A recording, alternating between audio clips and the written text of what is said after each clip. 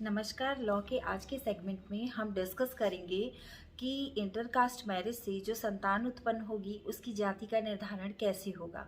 बहुत सारे लोगों ने मुझे कमेंट बॉक्स में भी पूछा था और पर्सनली भी कुछ लोगों ने मुझसे पूछा था कि अगर उनके पिता जो हैं वो जनरल कैटेगरी के हैं, माँ एससी या एसटी कैटेगरी की हैं, तो उनकी जाति का निर्धारण कैसे होगा।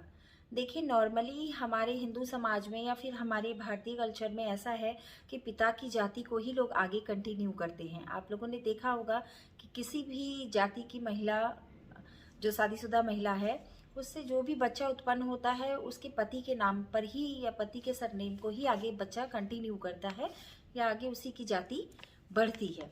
लेकिन ऐसा नहीं है, बहुत सारे ऐसे जजमेंट्स आते हैं। हमारा कानून इस मसले में क्या कहता है, इस मामले में क्या कहता है, वो हम आज जानने की कोशिश करेंगे कि कानूनन क्या ये सही है कि अगर इंटरकास्ट मैरिज है और बेटा या बेटी जो भी उत्पन्न होता है, उससे जो भी संतान होती है, उससे उस संतान की जाति क्या पिता की ही जाति पर कंटिन्यू होगी, क्या पिता की ही जाति उस बच्चे की ओरिजिनल संतान मानी जाएगी।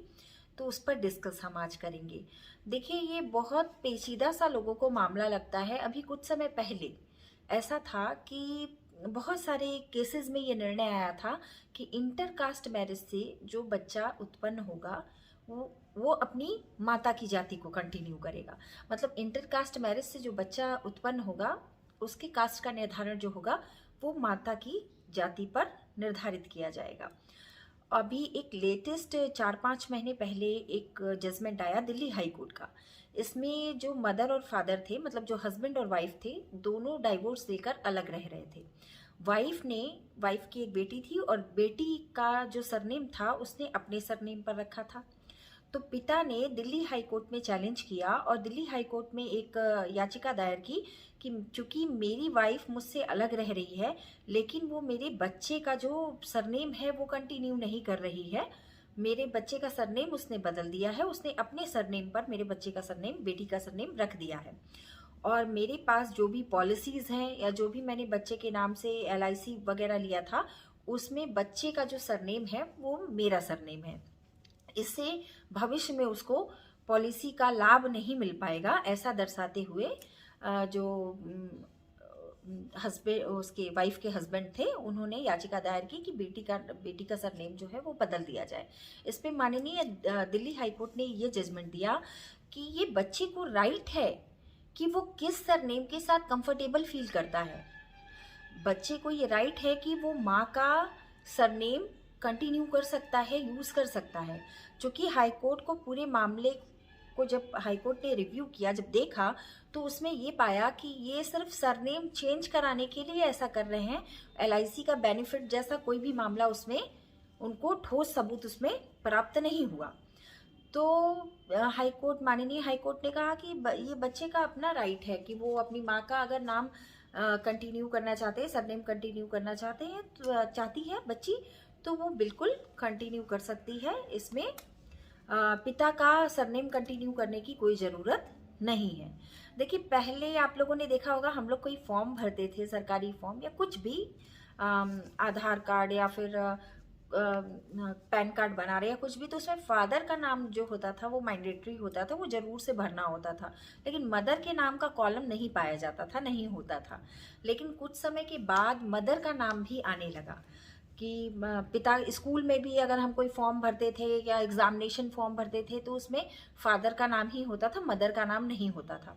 लेकिन बाद में मदर के नाम को भी वैल्यू दिया जाने लगा, उनको भी प्रेफरेंस दिया जाने लगा। ऐसा नहीं कि वैल्यू नहीं था, लेकिन हाँ, ये चीज़ कानूनन आना चाहिए कि जितना अधिकार बच्चे पर पिता का है उतना ही अधिकार बच्चे पर माँ का भी है। हम एक और जजमेंट देखेंगे। ये गुजरात हाई कोर्ट का जजमेंट था जिसको सुप्रीम कोर्ट में चैलेंज किया गया था। उस जजमेंट के बारे में हम डिस्कस करेंगे।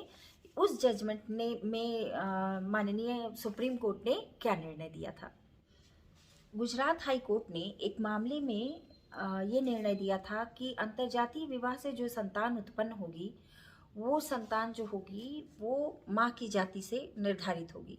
इस बात को चैलेंज करते हुए सुप्रीम कोर्ट में एक याचिका दायर की और सुप्रीम कोर्ट ने एक आरक्षण के बाद में जिसका नाम था रमेश भाई वर्सेस नायिका का वाद। इस वाद में सुप्रीम कोर्ट ने इस मामले पर मुहर लगाया, जिसमें जस्टिस थे जस्टिस आफ्ताब आलम और रमेश देसाई सर, जस्टिस रमेश देसाई। उन्होंने ये जजमेंट दिया कि अंतरजातीय विवाह से उत्पन्न जो संतान है वो इसलिए केवल आरक्षण के लाभ से वंचित नहीं हो जाएगी कि उसके पिता जनरल कैटेगरी के हैं। दरअसल मामला ये था कि जो उसमें पिता थे वो जनरल थे और माँ जो थी वो शेड्यूल्ड ट्राइब्स थी, मतलब वो एसटी कैटेगरी से आती थी।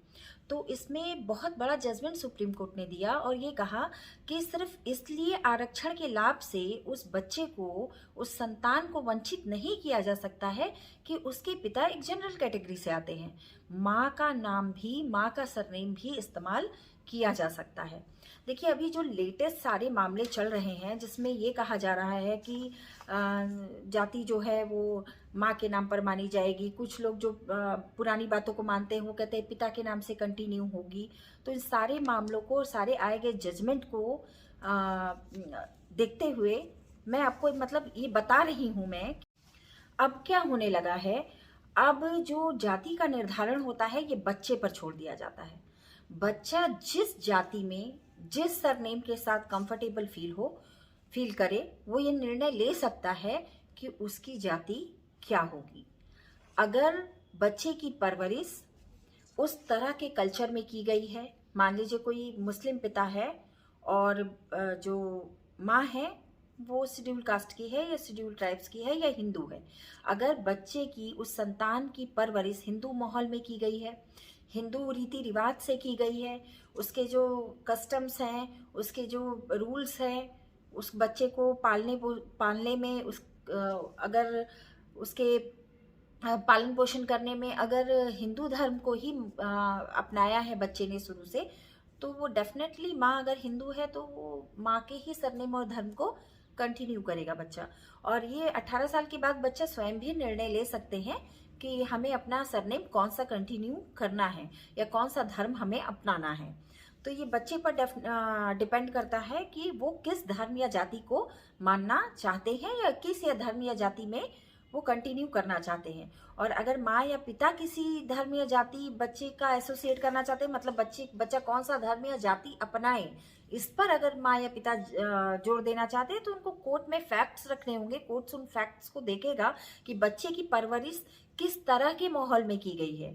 क्या बच्चे की परवरिश शेड्यूल कास्ट तरीके से की गई है, मतलब शेड्यूल कास्ट में जो उनका जो घर का रीति रिवाज था उसको बच्चे ने फॉलो किया है शुरू से, या फिर जो जनरल कैटेगरी की महिला आई है उसने किस तरह के परिवेश में उसकी परवरिश की है, या फिर अगर वो हिंदू धर्म को मानती है तो हिंदू धर्म के अनुसार परवरिश की गई है या नहीं, या पिता का धर्म मुस्लिम था तो मुस्लिम धर्म के अनुसार बच्चे की परवरिश की गई है या नहीं। तो ये डिपेंड करेगा फैक्ट्स पर, जो कि कोर्ट में देना पड़ेगा कि ये फैक्ट्स हैं, ये असलियत है। उसी आधार पर कोर्ट्स फैक्ट्स देखकर निर्णय करेगी। बाकी बच्चा खुद डिसाइड कर सकता है कि उसे माँ की जाति से आगे कंटिन्यू करना है या फादर की जाति से आगे कंटिन्यू करना है। तो आशा करती हूँ कि आज ये जो सेगमेंट था आप लोगों को अच्छा लगा होगा, पसंद आया होगा। आगे भी हम इस तरह की बातों को आप लोगों के सामने लेकर आते रहेंगे, और तब तक के लिए शुक्रिया, नमस्ते।